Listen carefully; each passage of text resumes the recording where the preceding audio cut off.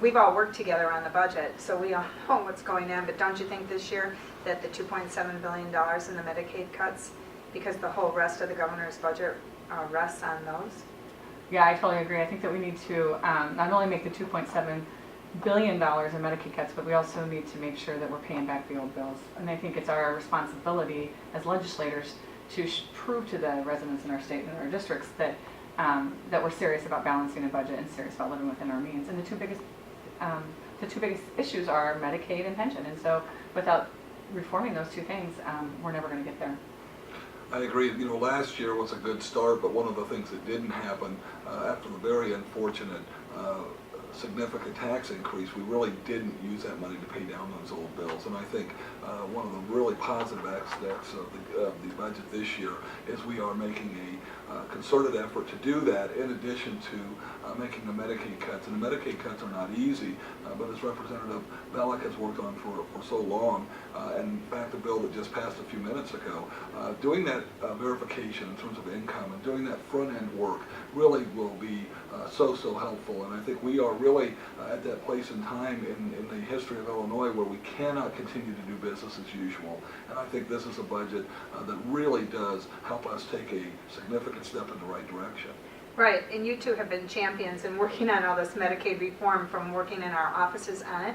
But what's great about this bill, as you pointed out, Chad, is that this is the first time since I've been here that we've actually put on the top of the budget paying off old bills first. And what we've done is taken that $500 million to double it with the Medicaid match and put that towards paying down $1 billion of the Medicaid bills. And we know the old Medicaid bills this year alone are $1.9 billion.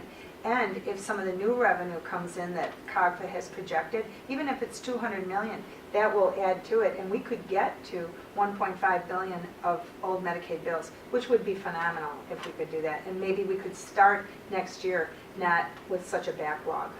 Right, they're forecasting next year's budget to actually be the first time in a very long time that our revenues will actually exceed our expenses in terms of projections and stuff. So it's going to be tough, I think, for a lot of people, including us, Right. to make these tough decisions Right. on Medicaid as well as pension. But it's the right direction, and I think the people of Illinois know that we need to tighten our belt. Right. We expect our constituents to live within their means, then we should also be, as a state, living within our means. That's right. Yeah, I think you hit on it, Pam. You know, every family in all of our districts, every business, large or small, they really do have a responsibility to live within their means. And I think part of reestablishing confidence with the citizens of Illinois is to make a good faith effort to go forward and say, we are going to get this fiscal house in order.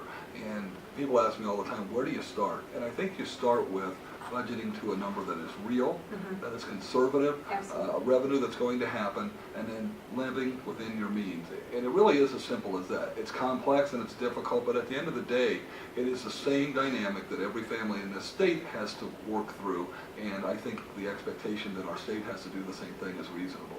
That's right, Chad, because when I'm at the grocery stores or the train stations, people say to me, Patty, the state has to live within their means just like we do.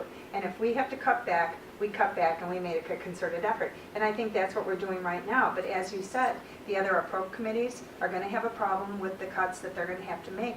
But as I stress all the time is, unless we make those cuts, the providers, meaning, you know, in healthcare, it's the hospitals, nursing homes, hospice, doctors, they're not going to get paid.